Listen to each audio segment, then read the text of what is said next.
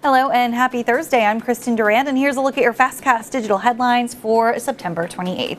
Our top story today, the U.S. is headed toward a government shutdown when the clock strikes 12:01 a.m. on Sunday if funding legislation isn't passed this weekend by Congress and signed into law by the president. But Alaska's U.S. senators and governors say they already have plans in the works to minimize the impacts of a potential shutdown. Alaska's delegation is working on legislation to make sure there are protections in place if a shutdown does happen. The Pay Our Military Act of 2023 ensures military members, Homeland Security, and civilian contractors are all paid. Governor Mike Dunleavy said the state is committed to continuing essential government services funded by the federal government and administered by the state, such as Medicaid and air traffic control.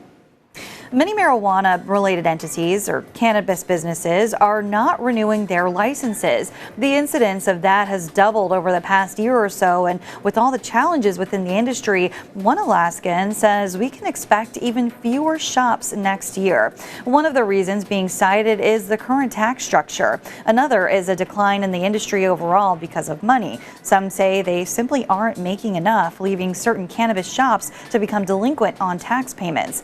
Since the legalization of marijuana in 2016, dozens of Alaskan businesses have failed to pay their taxes, leaving about $3.1 million in unpaid tax liability to the state.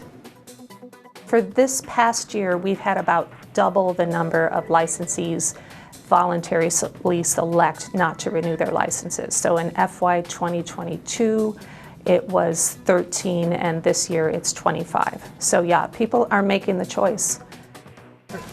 And people have made themselves at home at allowed camps at Cuddy Park, 3rd and Ingra, and other locations. Most are keen to avoid spending winter outdoors, but not everyone wants to come inside. The municipality says it plans to offer temporary hotel rooms and a larger shelter as options for those who are unhoused. Outreach workers were out at Lusac Library Wednesday asking people if they plan to take advantage of winter shelter. They told us so far the response has been about 50-50.